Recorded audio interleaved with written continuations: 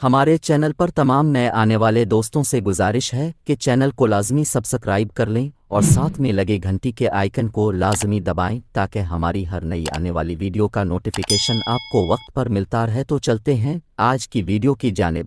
سلیم اب ثانیہ کی سٹرابری کو چکنے کے چکر میں تھا، لیکن ثانیہ اس کو چارہ نہیں ڈال رہی تھی۔ وہ ایسے ریئیکٹ کرتی تھی کہ شاید وہ کسی اور کے ساتھ اپنی سٹرابری بانٹنا چاہتی ہو۔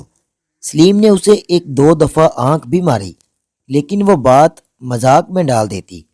سلیم بھی اس کے جسم کا بہت پیاسا تھا، اس نے بھی اپنی کوشش جاری رکھی۔ رات اس کی بیوی بھی اس کے ساتھ ہی سوئی تھی۔ تھوڑی دیر تک تو وہ اپنی بیوی کو خوش کرتا رہا، لیکن بعد میں وہ آرام سے اٹھا اور دوسرے کمرے میں چلا گیا جہاں پر ثانیہ اور اس کی امی سو رہے تھے۔ سلیم کو شک ہوا کہ ابھی تک ثانیہ موبائل چلا رہی ہے، لیکن اس نے اگنور کیا۔ لائٹ چونکہ آف تھی، اس لیے وہ آرام سے دروازہ کھولے اندر داخل ہو گیا۔ تبھی ثانیہ نے موبائل بند کیے اپنا منہ رضائی میں ڈال لیا اور اپنی امی کی دوسری سائیڈ ہوتے لیٹ گئی۔ اب سلیم کو اس بات کا پتہ نہ چلا کیونکہ اندھیرا تھا۔ وہ آگے بڑھا اور ثانیہ کے دو چھوٹے چھوٹے پھلوں پر ہاتھ پھیرنے لگا، ساتھ ہی اس کا ببلو بھی سر اٹھانے لگا۔ اسے محسوس ہوا کہ یہ پھل ثانیہ کے نہیں ہیں، جو سائز میں 35 یا 36 کے ہوں گے، لیکن اس نے زیادہ خیال نہ کیا اور ان سے خوب مزے لینے لگا۔ ثانیہ کی امی کو لگا کہ شاید وہ خواب دیکھ رہی ہو، لیکن کافی ٹائم بعد اس نے ثانیہ سے کہا کہ آج تمہارے ہاتھ میرے پھلوں پر کیوں چل رہے ہیں؟ بے شرم، اپنے ہاتھوں کو کنٹرول میں رکھو۔ انہی پھلوں سے میں تمہیں دودھ پلاتی رہی ہوں اور اب تم انہی پھلوں کو ٹٹولنے میں لگی ہوئی ہو۔ ثانیہ اپنی امی کے اس انداز سے مسکرا دی اور کہا کہ امی، میرے ہاتھ تو ادھر ہیں، میں نے تو آپ کے پھلوں کو ہاتھ بھی نہیں لگایا۔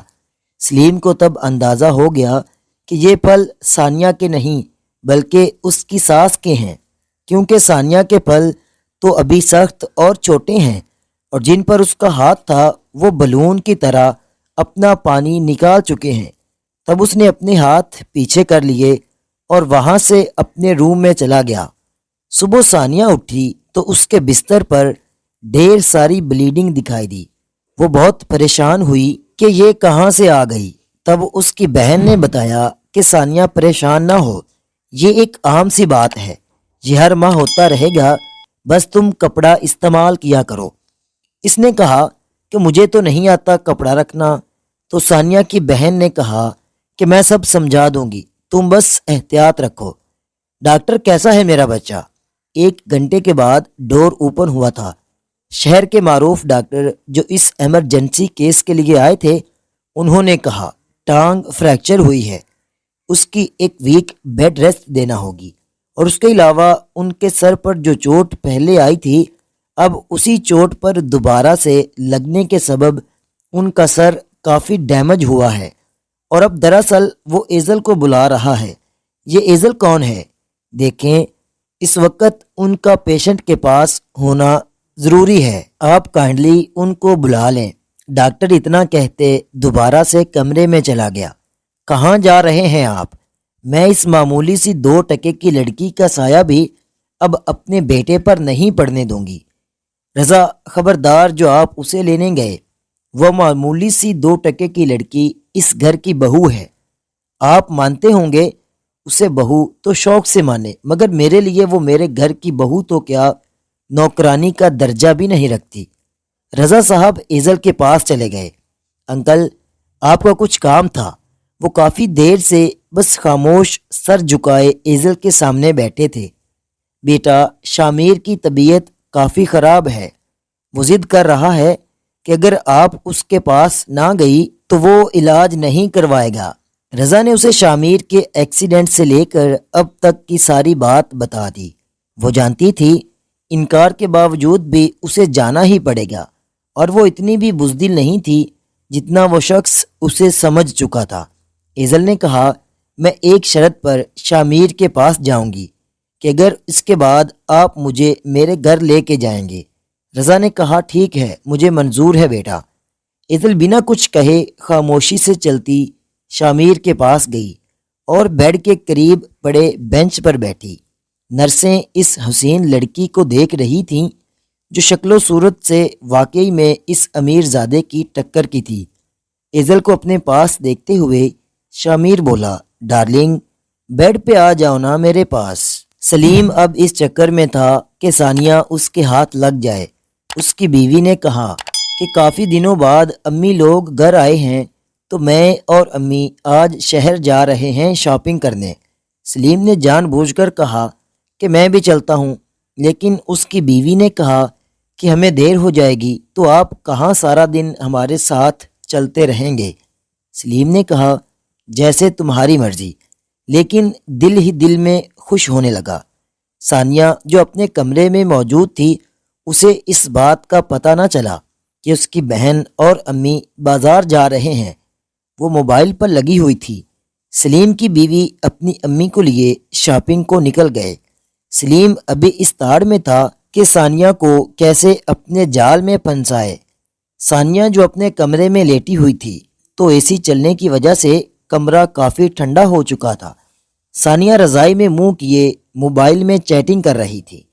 اچانک اسے ایک پاپ اپ شو ہوا جسے اس نے غلطی سے اوپن کر لیا۔ اس کے بعد وہ سائٹ جیسے ہی اوپن ہوئی تو ایک ویڈیو چلنے لگی۔ ثانیہ بھی اس ویڈیو میں انٹرسٹڈ ہو چکی تھی۔ ویڈیو تقریباً 12 سے 15 منٹ کی تھی۔ وہ دنیا جہان کی سوچوں کو چھوڑے اس ویڈیو میں مگن ہو گئی جس میں ایک کم عمر لڑکا ایک عورت سے رومانس کر رہا تھا۔ ثانیہ دیکھ کے حیران ہوئی کہ ویڈیو میں موجود عورت کے اگلے حصے اور اسٹرابری کے اوپر کافی بال ہیں، لیکن ابھی تک اس کی اپنی اسٹرابری تو صاف ہے۔ اس بات سے اس کی دلچسپی اور بھی زیادہ ہو گئی۔ اب لڑکا اس عورت کو گرم کرنے میں لگا ہوا تھا اور مسلسل اس کے پھلوں کو ٹٹول رہا تھا۔ ویڈیو میں موجود وہ عورت اس لڑکے کے ساتھ ایسے کھیل رہی تھی کہ جیسے وہ اس کے ببلو کو کھا جانا چاہتی ہو۔ اس ساری کارروائی کو ثانیہ بڑے غور سے انجوائے کر رہی تھی۔ اب وہ لڑکے کے ببلو کو اپنے منہ سے چوری کھلانے لگی۔ ثانیہ کے ہاتھ اپنی پینٹ کی اگلی سائڈ پر آ چکے تھے جسے وہ زور سے دبانے لگی۔ ویڈیو میں موجود عورت کا انداز دیکھتے ہوئے ثانیہ کو بہت چڑ آ رہی تھی۔ وہ سوچ بھی نہیں سکتی تھی کہ عورتیں اس حد تک بھی جا سکتی ہیں، کیونکہ لڑکے کا ببلو جڑ تک اس کے منہ میں جا چکا تھا۔ اب ثانیہ کو اتنی ٹھنڈ کے باوجود بھی گرمی سی محسوس ہونے لگی۔ اچانک ثانیہ بولی شٹ شٹ نہیں یار نہیں۔ اسے ایسے لگا کہ اس کے جسم سے گرم پانی بہہ سا گیا ہو اور اب اسے گرمی سی لگ رہی تھی۔ وہ نہ چاہتے ہوئے بھی اس ویڈیو پر رک گئی تھی۔ اس سے پہلے وہ ایسی ویڈیو کبھی بھی نہیں دیکھتی تھی، لیکن آج اس نے ایسے ہی اس پر ٹچ کر لیا تھا۔ اب اس کی ٹانگوں میں عجیب سی چپکاہٹ لگ رہی تھی اور وہ مکمل طور پر بھیگ چکی تھی۔ اب وہ آگے ویڈیو نہیں دیکھنا چاہ رہی تھی۔ پھر جلدی سے اٹھی اور واش روم میں چلی گئی۔ اس کو بہت افسوس ہو رہا تھا کہ آخر یہ کیوں ہوا، لیکن اب وہ خود کو ہلکا محسوس کرنے لگی تھی۔ وہ اپنے ہاتھ سے اسٹرابری کو چیک کرنے لگی جس سے سفید رنگ کی کوئی چیز ایک گولی کی طرح نکل چکی تھی۔ اس نے اسے روکنے کی کوشش بھی کی لیکن وہ رک نہ سکا۔ وہ جان گئی تھی کہ اب وہ چونکہ بالغ ہو چکی ہے تو اس لیے تھوڑا غلط سوچنا ہی اس کو فارغ کرنے کے لیے کافی تھا۔ سلیم جو اسی کی تاڑ میں تھا وہ اس کی اسٹرابری کو ایک بار تو لازمی چکھنا چاہتا تھا۔ اس نے سوچا ثانیہ اکیلی ہے تو اس کے پاس چلتا ہوں۔ اب اس نے ثانیہ کے کمرے کا دروازہ دیکھا تو وہ لاک نہیں تھا اور ثانیہ واش روم میں پانی چلائے نہا رہی تھی۔ سلیم کو تو مانو اسی موقع کی تلاش تھی۔ پیارے دوستو، اس دلچسپ اور سنسنی خیز ناول کے اگلے حصے کے لیے ہمارے چینل کو لازمی سبسکرائب کر لیں۔ شکریہ۔